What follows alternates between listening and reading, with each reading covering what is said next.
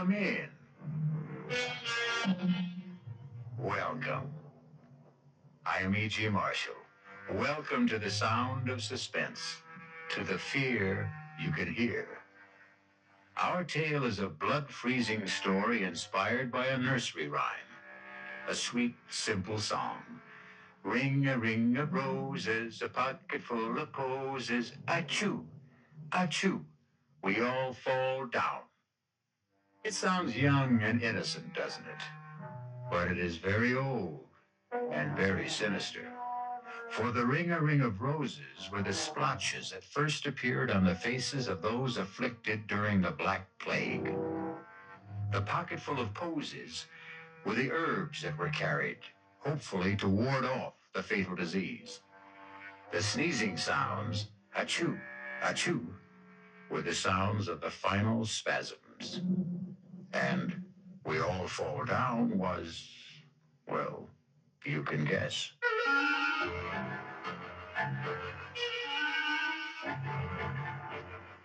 Our mystery drama, A Ring of Roses, was written especially for the Radio Mystery Theater by S.J. Wilson and stars Glynis O'Connor. I'll be back shortly with Act One.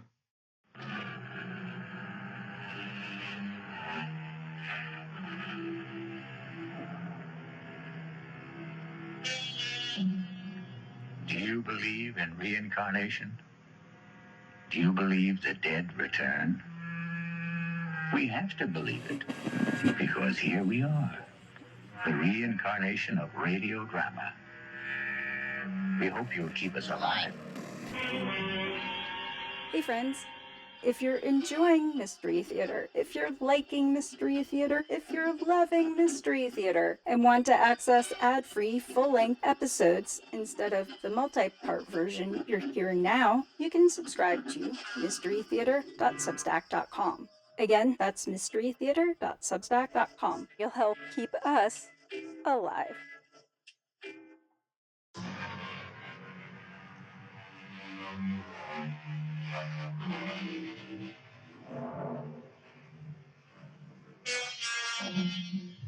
Science has brought most plagues under control, but not so those other epidemics of the past, those that plague us with their unseen, unknown, and unexpected terrors. And such is the tale of terror you're about to hear. Draw close to the guttering candle, for you will receive no warmth from a ring of roses. You know, George, I've heard about this place so often from Helena. I'm just dying to see her home. And I'm anxious to meet your friend Helena. Oh, I'm sure you'll like her. But will she like me, taking her best friend away from her? Come on, George. You know you're irresistible. Ha! Why do you think I'm going to marry you? Well, for one thing, my beautiful, exquisite, enormous pots of money. Oh, George, wait. Look, Laurie, stop. get your hands off the wheel. What do you think you're trying to do? But we passed it. It's the sign to the house. Back there. Laurie, I never want you to do that again. I'm not going to let missing a sign risk your getting hurt. You understand? I'm sorry. I shouldn't have grabbed the wheel that way. All right, forget it. But please, never again, ever. And that is supposed to be the sign? Helena warned that we might miss it. Why would anyone use a rose-colored stone in a brass oval with no name or any identification on it for a house sign? Well, their name is Roston. And Helena said that generations back when their family first moved to America, it was rose stone. And so they put up a rose stone. Well, if they want people to get that meaning from it, they either enjoy guessing games or, more likely, just want to keep themselves very, very private. Yes. Guess what? As you said, they are very private. Well, I got that impression before we got here. And I also have the feeling that they're not very friendly either. Oh, how can you say that? And Helena's mother especially invited us over because she personally wanted to give us our engagement gift. Yes, and that's pretty peculiar, too. How? How many parties, showers, did your girlfriends give you? 4, right? No, 3. The last one was a dinner. All right, and Helena was invited to every one, but she... I know, George. She didn't turn up for any of them. You know, Laurie, I've never seen you so wound up. What's spinning around in that pretty head of yours? I don't know, but... Well, I am on edge. About what? I guess about meeting Helena's mother. You see, she's so strange. She seems so powerful and so terribly uncompromising. I was trying to change things for Helena, and then I let her down by becoming engaged to you. Well, now don't tell me you weren't going to marry for poor Helena's sake. Well, at least not until she married first. We were going to share an apartment together in the city. You know what I'm going to do, Laurie? I am going to turn this car right around and head back to the city. This whole trip is more foolish than funny. Oh, no, George. Please don't. Hey, what's that? You hear something like singing? Let me open the window. It's a woman singing that old nursery rhyme. Well, what's that snapping sound? It sounds like a piece of leather. It sounds like a whip. George, what are you doing? I'm getting out. Something's happening here that I don't No, like. don't open the door. Please don't. We'll go back if you want to. I'll be right Don't. back. Keep the window shut and the doors locked. No, don't leave me, George. I'm coming with you. Wait. Okay, but stay close to me. What seems to be coming from behind those hedges? You know, it could be just kids playing games. If that voice is coming from a kid, he's using a bullhorn. Let's stop here. We might see through the hedge. Please be careful. Holy Toledo! Look at that. Let me see. That man. The old man with the beard. He's trying to catch the girl with his whip. Well, she's teasing him. She's making fun of him. If he lands that wagon whip on her, he'll split her face open. Look at their clothes, George. They're dressed like settlers. Back in the early 1800s. Yeah. You know, they could be rehearsing a play. If they are, he's lost his mind in his part. That man's going wild with that whip. But she's provoking him. Why doesn't she stop? Hey! Hey, you there! What are you two doing? George, you shouldn't have done that. And who is it who is ordering me and questioning me? I am. Over here. That's a terrible thing you're doing. Oh, George, please don't go in there. They know we're here. We must meet them. That's a dangerous whip you're using. That young woman could be killed by it. I see by your clothes you are a stranger. And I can also see that you are a kind human who wishes no harm to come to another. But this wench is my daughter. And what I am doing is the true way to gain the obedience of a child who will stray. But what in heaven could she have done to deserve being whipped? I did no harm to no person or to him. I have broken no law of God or man. Strumpet, hold your witch's tongue. Believe me, young woman, when I tell you that she has the demon in her, playing and wenching with the young master who owns this land. While I'm out here working at clearing their forest lands, she's up there in the great house with her enticements and tricks and enchantments.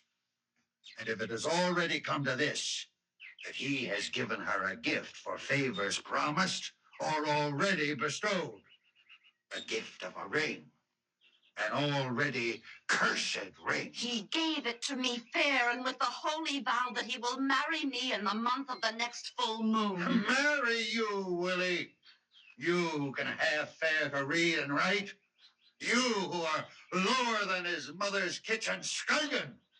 You give me that ring. I won't. I swear by the name and the soul of my sainted mother that you will never get this ring. Then Till I do, though it mean your own death, you get the whip. Stop it! Don't!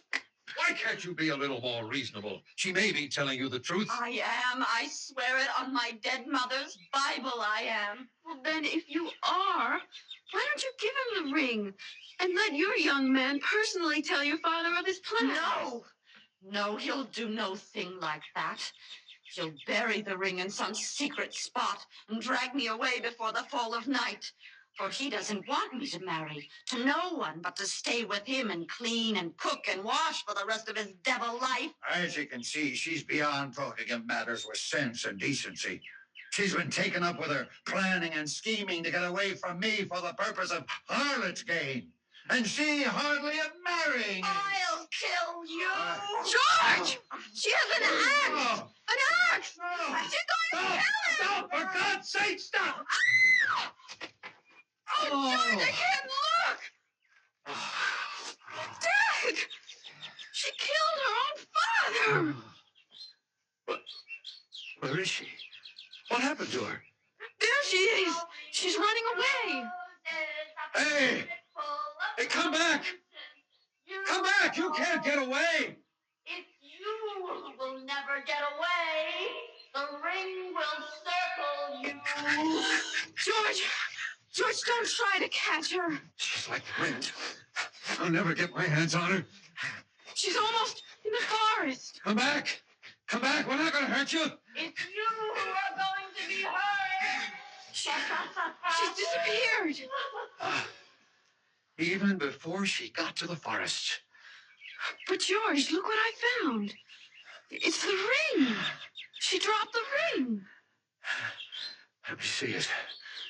You know what it's like? It's just like the road sign. It's the same shape. The same color stone. It's smaller, but it is just like the road sign. Rose colors. George, we've got to get help. The police, Where? What? Of course, the house. We've got to get to Helena's house. This ring so rosy, this ring so red. Does it belong to the living or the dead?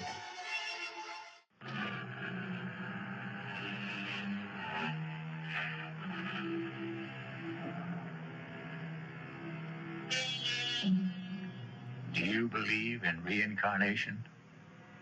Do you believe the dead return? We have to believe it, because here we are, the reincarnation of radio drama. We hope you'll keep us alive. Hey friends, if you're enjoying Mystery Theater, if you're liking Mystery Theater, if you're loving Mystery Theater, and want to access ad-free, full-length episodes instead of the multi-part version you're hearing now, you can subscribe to mysterytheater.substack.com. Again, that's mysterytheater.substack.com. You'll help keep us alive. Come back tomorrow for Act 2.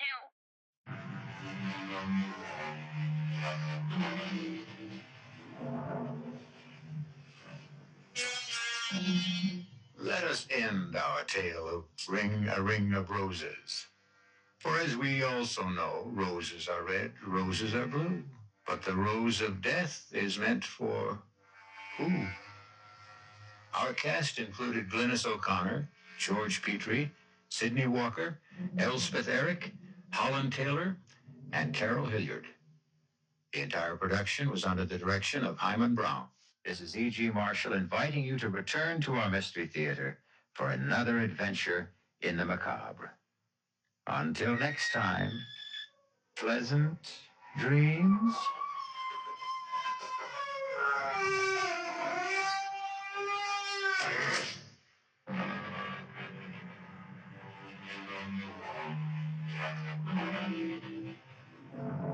Car care expert Linda Clark joins us next hour.